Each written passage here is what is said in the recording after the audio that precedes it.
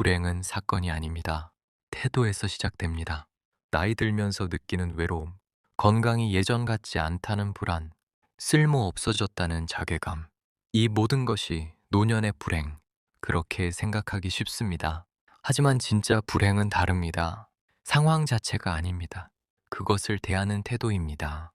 19세기 독일 철학자 쇼펜하우어, 그는 노년의 불행을 깊이 봤습니다. 그리고 말했습니다. 불행은 과거를 붙잡는 데서 생긴다고. 오늘은 그 이야기입니다. 안녕하세요. 지금 여기 삶을 읽다. 입니다. 쇼펜하우어는 말했습니다. 인간의 고통, 그것은 욕망에서 온다고. 젊을 때는 다릅니다. 미래를 향한 욕망이 강합니다. 더 나은 내일을 꿈꿉니다. 그런데 나이가 들면 미래보다 과거가 커집니다. 지나간 날들이 떠오릅니다. 그때는 좋았는데, 그때는 건강했는데, 그때는 인정받았는데, 과거와 지금을 비교합니다. 그러면 지금은 늘 초라합니다. 쇼펜하우어는 경고했습니다. 과거는 이미 사라진 것이라고. 과거를 붙잡으려 할수록 현재는 더 텅 비어 보입니다. 불행은 그렇게 시작됩니다. 은퇴 후 많은 분들이 겪습니다. 직장에 다닐 때는 바빴습니다. 사람들이 찾았습니다. 결정할 일도 많았습니다. 그런데 은퇴하고 나면 하루가 너무 깁니다. 전화도 잘 오지 않습니다. 그때 과거를 떠올립니다. 그때는 바빴는데, 필요한 사람이었는데, 과거의 나와 지금의 나, 둘을 비교합니다. 그리고 불행해집니다. 젊었을 때 봤던 존중, 사람들이 귀 기울이던 모습, 중요한 일을 맡기던 순간들, 그것들이 자꾸 떠오릅니다. 지금은 아무도 묻지 않습니다. 의견을 구하지 않습니다. 조언을 원하지 않습니다. 과거는 점점 커집니다. 현재는 점점 작아집니다. 회사에서 부장이었던 시절, 팀원들이 보고하던 모습, 결제 사인을 하던 순간, 그때는 중요한 사람이었습니다. 하지만 지금은 다릅니다. 아침에 일어나도 할 일이 없습니다. 아무도 기다리지 않습니다. 과거의 영광이 클수록 현재의 공허는 더 깊습니다. 쇼펜하우어가 본 것은 이겁니다. 과거에 묶인 사람은 현재를 살 수 없다는 것. 과거는 이미 지나갔습니다. 다시 돌아올 수 없습니다. 하지만 우리는 그것을 붙잡습니다. 그리고 현재를 놓칩니다. 쇼펜하우어가 본 두 번째, 그것은 욕망의 덫입니다. 젊을 때 우리는 믿습니다. 무언가를 이루면 행복할 거라고, 승진하면, 돈을 모으면, 인정받으면, 하지만 이루고 나면 행복은 오래 가지 않습니다.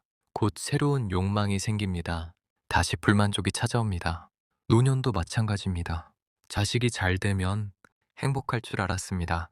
그런데 자식은 바쁩니다. 자기 삶을 삽니다. 건강만 유지되면 괜찮을 줄 알았습니다. 그런데 건강도 무너집니다. 하나씩 하나씩 쇼펜하우어는 말합니다. 욕망은 끝이 없다고, 채우려 할수록 더 큰 공허가 온다고. 노년의 불행은 여기서 옵니다. 이루지 못한 것에 대한 집착, 손자를 더 자주 보고 싶습니다. 자식에게 인정받고 싶습니다. 뭔가 할 수 있다고 증명하고 싶습니다. 이런 욕망들이 채워지지 않으면 우리는 불행해집니다. 명절에 자식들이 옵니다. 하지만 금방 갑니다. 더 머물렀으면 좋겠는데 손자가 전화합니다. 하지만 금방 끊습니다. 더 이야기하고 싶은데 우리는 더 원합니다. 더 많이, 더 자주. 그런데 그 욕망은 채워지지 않습니다. 일주일에 한 번 오면 이틀에 한 번 왔으면 합니다.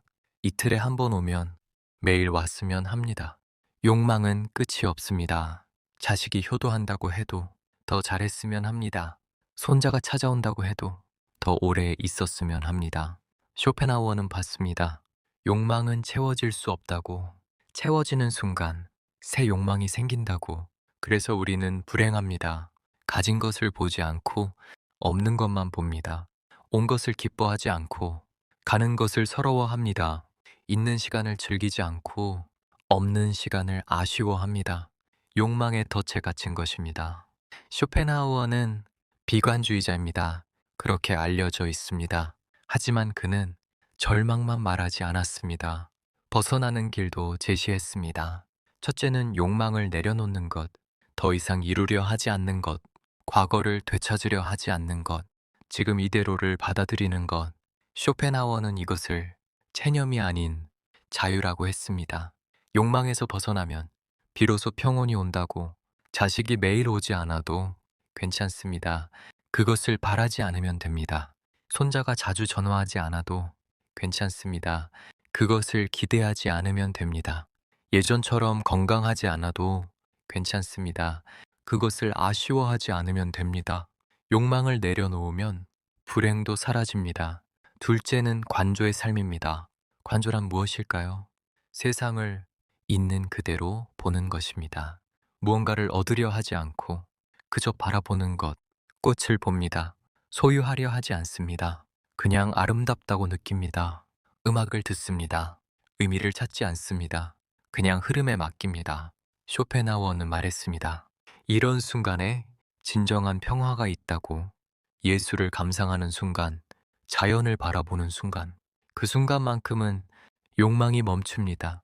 과거도 사라집니다. 미래도 사라집니다. 오직 지금만 남습니다. 그 순간이 바로 자유입니다. 노년은 이것을 할 수 있는 시기입니다. 더 이상 이룰 것이 없기 때문입니다. 증명할 것이 없기 때문입니다. 젊을 때는 바빴습니다. 성취해야 했습니다.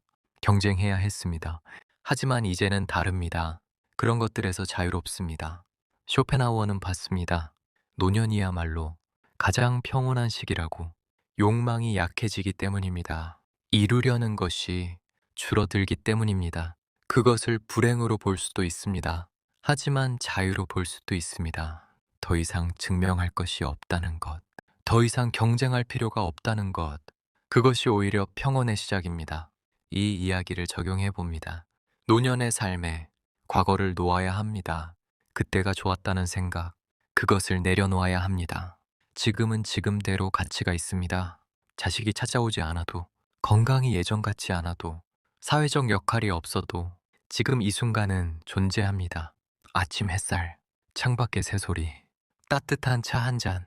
이것들은 과거에도 있었습니다. 지금도 여기 있습니다. 쇼펜하워가 말한 관조, 그것은 바로 이런 것입니다.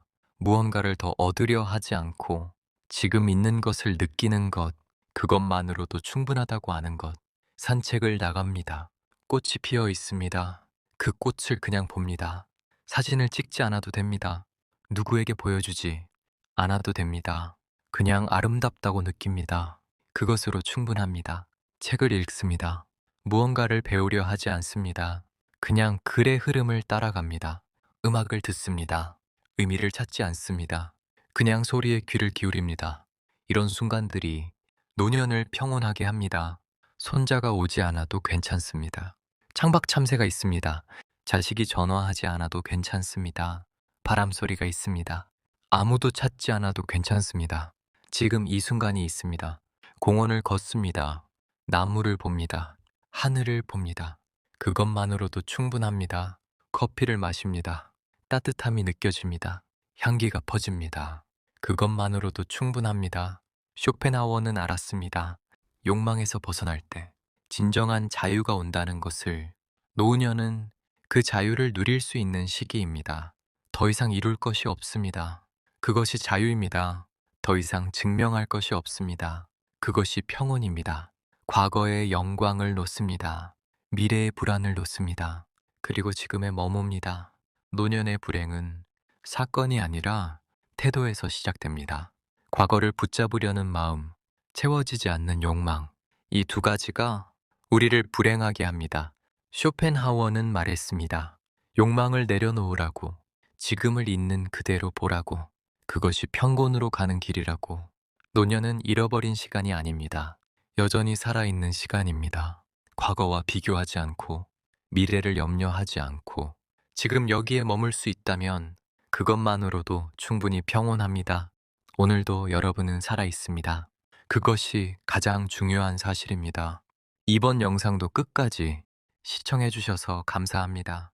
유튜브 댓글에 듣고 싶은 동서양 철학자, 인물과 저서를 남겨주시면 저부터 공부하고 정리하여 더 좋은 영상으로 만들어 보겠습니다. 앞으로도 꾸준히 성장하고 소통하는 지금 여기 삶을 읽다가 되겠습니다. 다시 한번 감사드립니다.